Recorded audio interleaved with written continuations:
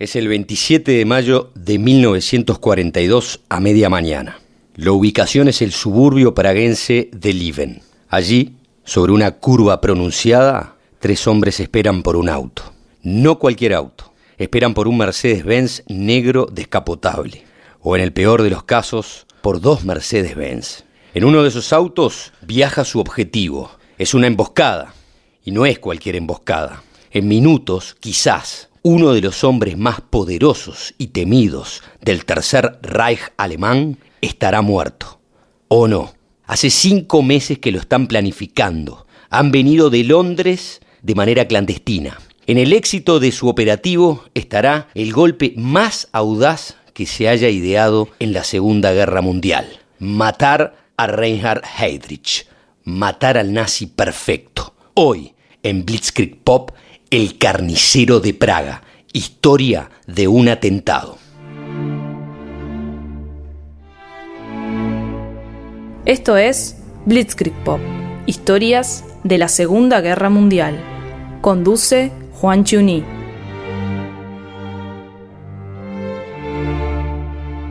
Esta es la historia de un villano. Y también es la historia de 2 héroes. O de 3.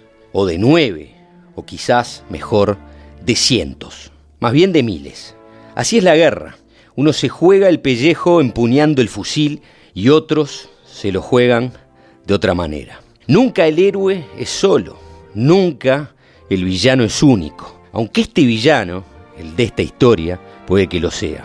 Y no vamos a empezar por los héroes, que tendrán, probablemente, su final apoteósico. Vamos a empezar por el villano. Vamos a empezar por Reinhard Tristan Eugen Heydrich, también conocido como el carnicero de Praga, o el verdugo, o la bestia rubia, hombre de varios apodos, bien ganados. Nacido en el estado alemán de Sajonia, un 7 de marzo de 1904, proveniente de una familia muy musical, por dar un detalle de su entorno. Su padre, Richard Bruno Heydrich, fue un reconocido compositor y cantante de ópera. Su madre, pianista. Por eso Reinhard también era Tristan, de nombre en homenaje a Richard Wagner, el compositor de los dramas musicales más apreciados por los alemanes. ¿Qué más se puede agregar del jovencito Reinhard? Que la educación hogareña fue muy estricta, que tenía un hermano menor, Heinz, que fue un destacado estudiante, pero sobre todo un atleta muy entusiasta, buen nadador, excelente esgrimista. También en sus primeros años tuvo que lidiar con los mordaces comentarios de sus compañeros sobre un aspecto que volvería en el tiempo, sus antecedentes judíos. La Primera Guerra encontró a Heydrich muy chico para alistarse, pero ni bien finalizó la contienda, en el caos político y social de esa Alemania de posguerra, el quinceañero Heydrich hizo lo que muchos coetáneos de la época: unirse a una facción política armada. En su caso, los fusileros voluntarios de Merker, una unidad paramilitar de ideología nacionalista que combatía a los comunistas en las calles de su Halle natal. Rápidamente empezó a forjar su carácter político y se afilió entonces a la Federación Nacionalista Alemana de Protección y Defensa, la organización antisemita más grande de Alemania tras la Gran Guerra. Algunos años después, al cumplir 18, Heydrich se uniría a la Reichsmarine, la golpeada marina de guerra alemana del Tratado de Versalles. Rápidamente se elevaban anclas para el Heydrich maduro.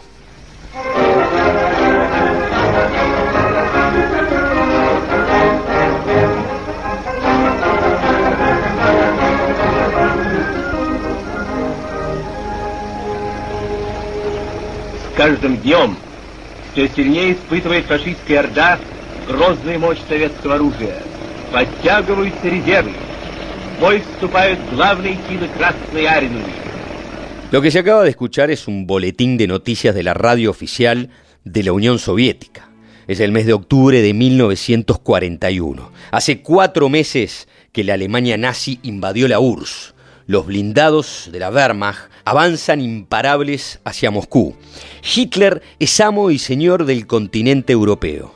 Muchos temen que en los próximos meses Stalin sea derrotado. sería el triunfo definitivo del Reich alemán.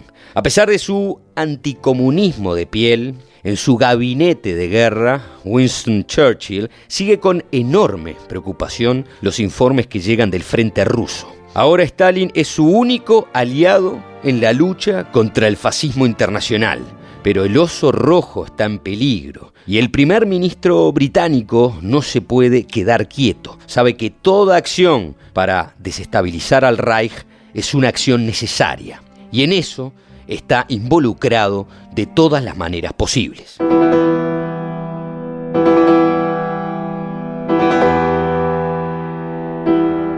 Octubre de 1941. El lugar es Londres.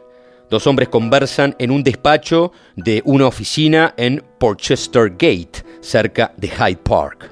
Uno de ellos se muestra muy preocupado, nervioso. Es casi un sesentón. Tiene un fino bigote cano y una frente muy despejada. El otro, de penetrante mirada, escucha, sugiere. Es el jefe de la inteligencia del gobierno checoslovaco en el exilio, el coronel František Moravec. Desde que los alemanes ocuparon su país en 1939, reside en Inglaterra. Desde entonces es el encargado de mantener contacto con la resistencia checa. Pero ahora la resistencia checa está muy golpeada, sobreviviendo a los duros golpes que fue sometida por el nuevo protector de Bohemia y Moravia, un hombre que Hitler designó para convertir a la industria checoslovaca en el vasallo ideal de los intereses bélicos nazis. Y este hombre apresó y fusiló sin piedad, mientras en otras partes de Europa las resistencias están muy activas. Francia, Italia, Yugoslavia, la propia Unión Soviética en Checoslovaquia tiende a desaparecer. Y eso es lo que tiene angustiado al otro hombre que está en el despacho, Edvard Beneš, presidente del gobierno checoslovaco en el exilio. Alguna acción hay que emprender. La pregunta, ¿cuál? Es en este momento que voy a introducir un libro que va a servir de apoyo permanente a este episodio. Se llama H y está escrito por el francés Laurent Binet. El críptico título responde al acrónimo en alemán de Himmlers Hirn heißt Heydrich. El cerebro de Himmler se llama Heydrich. Es un obsesivo relato para contar la historia de manera precisa, en una narrativa que busca evitar la ficción. Es en esas páginas donde Binet encuentra a estos dos hombres conversando, Beneš y Moravec, y así lo escribe. De repente, los ojos de Beneš han debido de brillar, y me lo imagino dando un golpe en la mesa con el puño al explicarle a Moravec lo que se le ha ocurrido. Una acción espectacular contra los nazis, un asesinato preparado en el más estricto secreto por sus comandos paracaidistas. Moravec comprende el razonamiento de Beneš, puesto que la resistencia interior está moribunda. Hay que enviarle refuerzos desde el exterior, hombres armados, entrenados y motivados, que cumplan una misión cuyas resonancias sean a la vez internacionales y nacionales. En efecto, se tratará por una parte de impresionar a los aliados, demostrándoles que se puede contar con Checoslovaquia, y por otra parte de estimular el patriotismo checo para que la resistencia renazca de sus cenizas. No obstante, antes de llegar a eso, hay que determinar primero el objetivo. Moravec piensa enseguida en su homónimo, Emanuel Moravec, el ministro más comprometido con la colaboración, una especie de Pierre Laval checo. Pero es una figura demasiado local. La resonancia internacional, en ese caso, sería nula. Karl Hermann Frank es un poco más conocido. Su ferocidad y su odio hacia los checos es legendaria, y encima es alemán, y encima de las SS. Podría ser una buena diana. Pero si hay que escoger a un alemán, y si hay que escoger un alemán de las SS, sí, ya que hay que hacerlo. ¿Por qué no Reinhard Heydrich? Así imaginó a Beneš y Moravec Binet. Quizás mirándose a los ojos y pensando, ¿por qué no? ¿Por qué no matar al carnicero de Praga?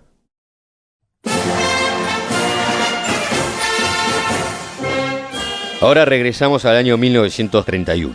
Regresamos a Heydrich. Después de 9 años de una buena carrera en la Marina y con el rango de alférez de fragata, inesperadamente, el Reinhardt de 27 años es expulsado de la Reichsmarine por el almirante Erich Raeder. Como es de esperar, esto supuso un golpe muy fuerte para el joven marino. Se encontraba sin carrera y por ende con poca perspectiva de futuro. ¿Qué había pasado? ¿Por qué un oficial competente y valeroso se había quedado en la calle de pronto? La respuesta es, ante todo, lo que Heydrich va a representar en los años venideros, inverosímil. Heydrich había conocido en un baile en la base naval de Kiel a Lina von Osten, una salida al teatro, un paseo por el lago, y ya se habían comprometido en matrimonio. Lina procedía de una familia aristocrática venida menos y a sus 18 años era, ya en 1930, una entusiasta militante del Partido Nacional Socialista Alemán. Se preguntarán, ¿qué tiene que ver la historia de estos dos tortolitos con la salida de Heydrich de la Marina de Guerra? Todo. Y por segunda vez de muchas, vamos al libro de Laurent Binet. En 1931, Heydrich es un alférez de navío de primera clase, oficial de marina, al que todo parece prometer una brillante carrera militar. Es novio de una joven aristócrata y se le presenta un futuro inmejorable. Pero es también una máquina sexual que multiplica las conquistas femeninas y las visitas al burdel. Una noche se lleva a su casa a una chica con la que se ha encontrado en un baile de Potsdam y que había ido a Kiel expresamente para verlo a él. No sé con exactitud si la chica se quedó embarazada, pero lo cierto es que los padres le exigieron a él una reparación. Heydrich no se dignó a proseguir con ese asunto, visto que se acercaba la fecha de casarse con Lina von Osten, cuyo pedigrí le convenía más, al parecer, sin menoscabo del hecho de que estaba enamorado de ella sinceramente y no de la otra. Por desgracia para él, el padre de dicha joven era un amigo del mismísimo almirante Raeder, nada menos que el jefe superior de la Marina. Se monta un gran escándalo. Heydrich se enfanga en unas explicaciones que le permitirán disculparse ante su novia, pero no ante la institución militar. Ha de comparecer ante una corte marcial acusado de indignidad para acabar siendo expulsado de la Marina. En 1931, en medio de la más devastadora crisis económica que sacude a Alemania, el joven oficial al que todo parecía prometer una brillante carrera se encuentra sin empleo y ahora es uno más entre otros 5 millones de parados. Y así, por un lío de polleras, gira la moneda del destino. En lugar de proseguir una prometedora carrera militar en la marina de su país, Heydrich, sin trabajo y a instancias de su flamante esposa Lina, ingresa en una pujante organización paramilitar creada no hace mucho tiempo, las Schutzstaffel, más conocidas como las SS.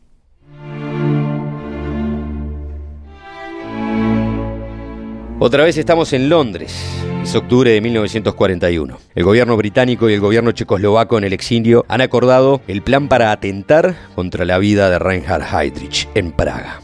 El nombre clave de la operación es Antropoide, un comando de 2 hombres, elegidos entre los mejores que entrenaban con las fuerzas especiales británicas, se lanzarían en paracaídas en Checoslovaquia y una vez allí, con poco apoyo, tendrían que ingeniar el plan para atentar contra el Reich Protector de Bohemia y Moravia.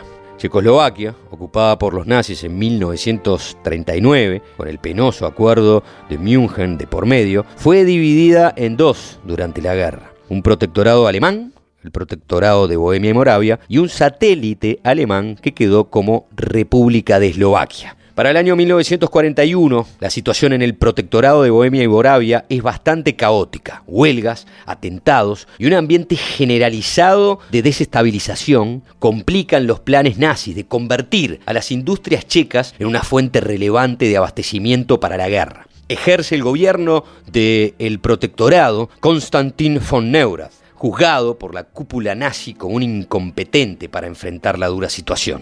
Es así que en septiembre de 1941, sugerido por el jefe de las SS, Heinrich Himmler, Reinhard Heydrich se convierte en el nuevo Reich Protector de Bohemia y Moravia. Con esto, Himmler mataba 2 pájaros de un tiro.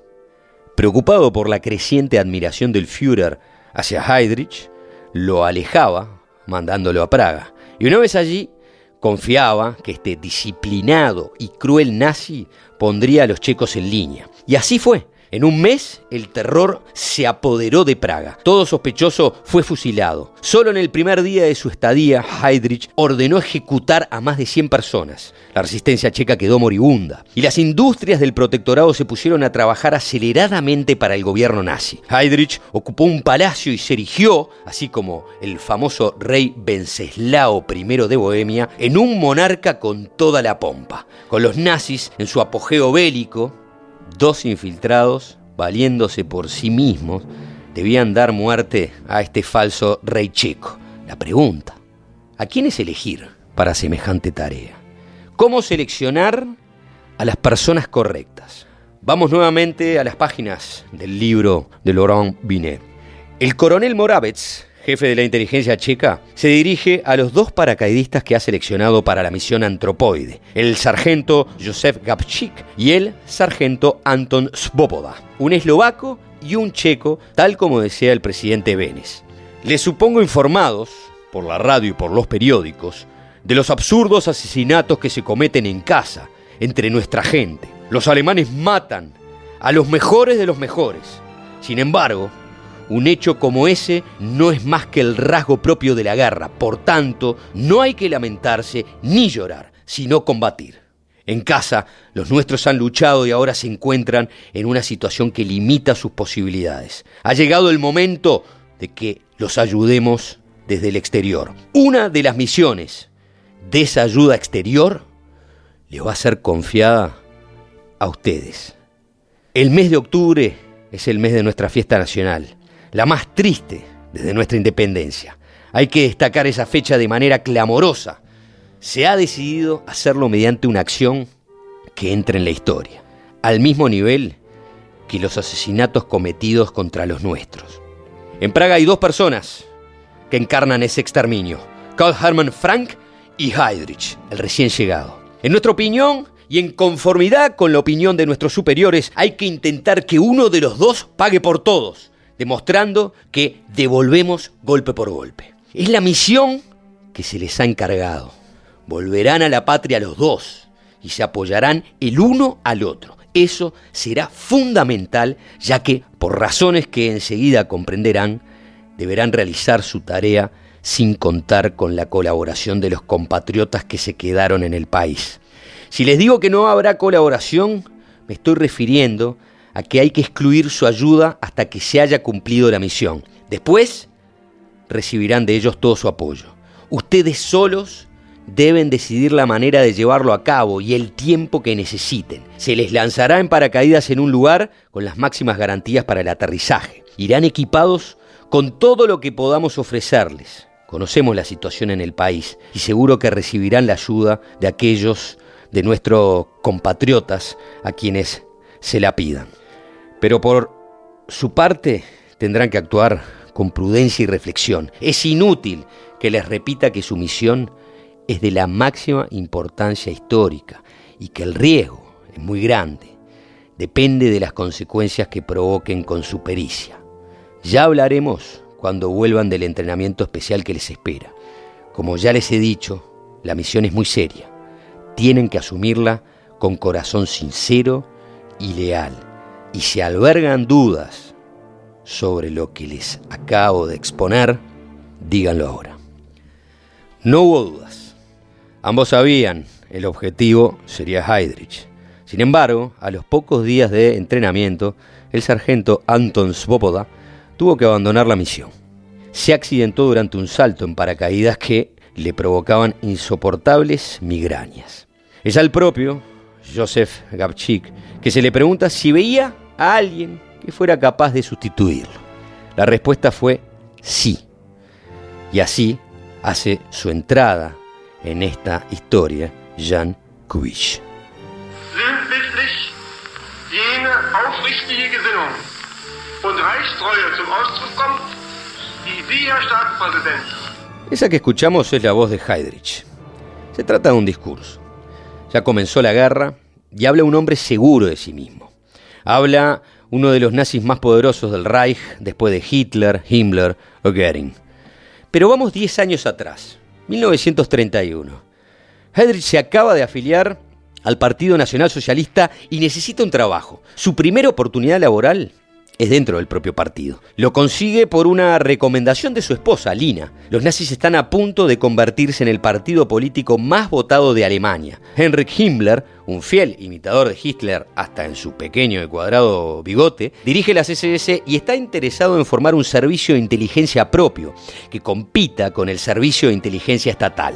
Está buscando la persona indicada para liderar este proceso. Es a esa entrevista de trabajo que asiste Reinhard Heydrich. No tiene las mejores credenciales para el puesto, pero al parecer tampoco las tiene su más inmediato competidor. Llega a la entrevista con unos tímidos esbozos de estratagemas militares y algunas líneas sacadas de novelas sobre espías, no mucho más que eso. Pero en el transcurso de la entrevista se da cuenta que su interlocutor, Himmler, domina aún menos el asunto. Y eso da rienda suelta a una segura improvisación. Al terminar, ambos hombres se levantan. Himmler le estrecha la mano y le dice: el puesto es suyo. Son los pilares del siniestro SD. En alemán, Sicherheitsdienst. el servicio de inteligencia de los nazis. Instalado en Múnich, con su nueva casa y su nueva oficina, Heydrich se pone a trabajar para montar su naciente organización. Así lo describe Binet en su libro HHHH. Al principio, la SD no era más que una pequeña oficina con medios reducidos. Heydrich monta sus primeros ficheros en cajas de zapatos y dispone de media docena de agentes. Pero ya ha asimilado el espíritu de la información, saberlo todo de todo el mundo, sin excepción. A medida que el SD va expandiendo su manto, Heydrich descubrirá que tiene un don fuera de lo común para la burocracia, que es la primera cualidad requerida para la gestión de una buena red de espionaje. Su divisa podría ser esta: fichas, fichas y más fichas, de todos los colores, en todos los terrenos. Heydrich le agarra el gusto muy rápidamente. La información, la manipulación, la extorsión y el espionaje se convierten en sus drogas. Ahora bien, en plena marcha de sus actividades le llega a Heydrich un difícil momento. Sabido es que los nazis se ocupaban de investigar a sus funcionarios para saber si cumplían con la primera de sus normas establecidas: no tener antecedentes judíos. Y al parecer con Heydrich había un problema. Venía por la rama paterna. Allí había un apellido de origen judío, Süß. Esa delicada carpeta de credenciales raciales llega a manos de Himmler, que ordena una investigación más a fondo. Y la información no tarda en llegar. El apellido Süß pertenece al segundo marido de la abuela de Heydrich y ni siquiera aquel hombre era judío. Por tanto, no hay parentesco alguno. Otras dudas afloran por la línea materna, pero en este caso jamás aparecen las pruebas. Heydrich es disculpado, pero los rumores quedan. Y eso le preocupa a Himmler. No puede construir su servicio de inteligencia con un hombre al que le siguen ese tipo de suspicacias. Pero por otro lado, Heydrich es un cuadro muy importante. ¿Cómo resolver el dilema? Consultando al jefe máximo. Himmler le pide opinión a Hitler y Hitler convoca a Heydrich. Lo entrevista durante 2 horas. Luego le pide que se retire. Hitler llama a Himmler y le dice: ese hombre está extraordinariamente dotado y es extraordinariamente peligroso. Seríamos unos estúpidos si prescindiéramos de sus servicios. El partido necesita hombres como él y sus talentos. En el futuro nos serán especialmente útiles. Además, nos estará eternamente agradecido por haberle salvado y nos obedecerá ciegamente. Himmler, de alguna manera, después de escuchar estas palabras del Führer, recela a Heydrich, pero ya es tarde para sacarlo del camino. Donde manda Führer, no manda marinero.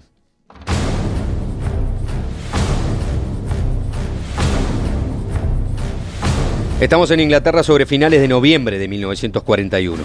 Los sargentos Joseph Gabčík y Jan Kubiš se entrenan y planifican los primeros detalles de su operación. Pronto estarán en Checoslovaquia. Preguntas que vale hacerse. ¿Cómo son estos soldados? ¿Quiénes son?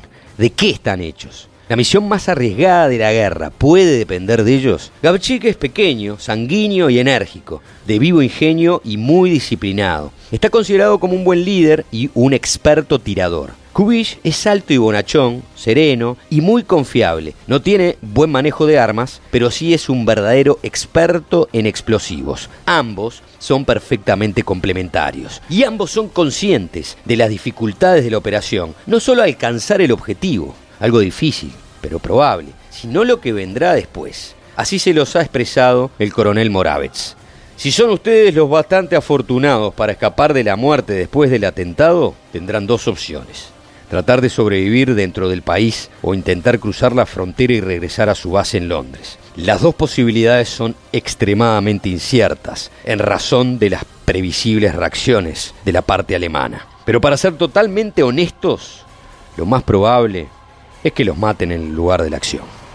Esa es la realidad que ambos sargentos manejan desde el vamos. Aceptar esta misión es aceptar la más obvia consecuencia, la muerte. Y puede ser la muerte más inútil, la muerte sin el objetivo cumplido. Y eso es lo que más preocupa a los héroes de su tiempo: cumplir.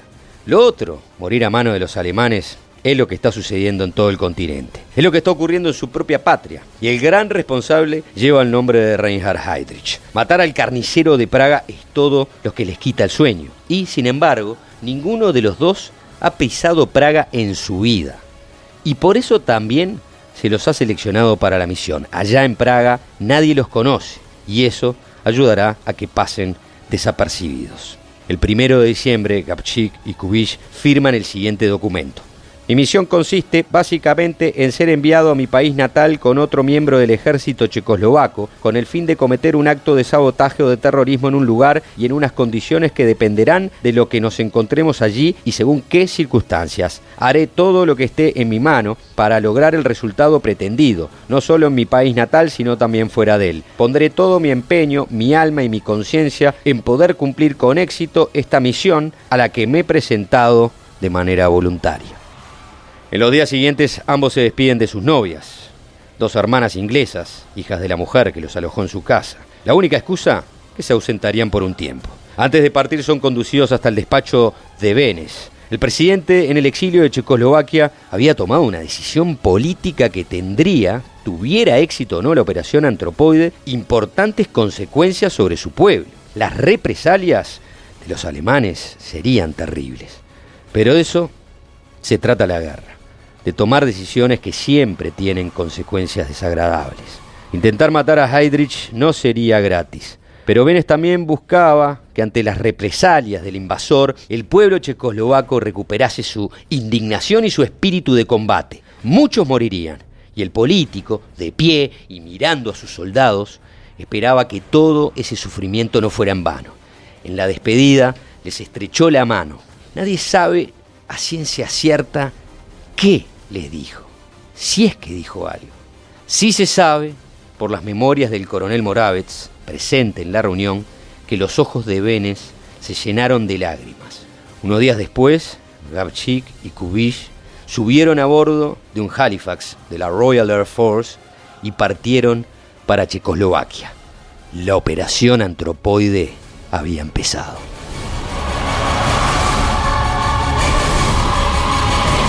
Esto fue Blitzkrieg Pop, historias de la Segunda Guerra Mundial.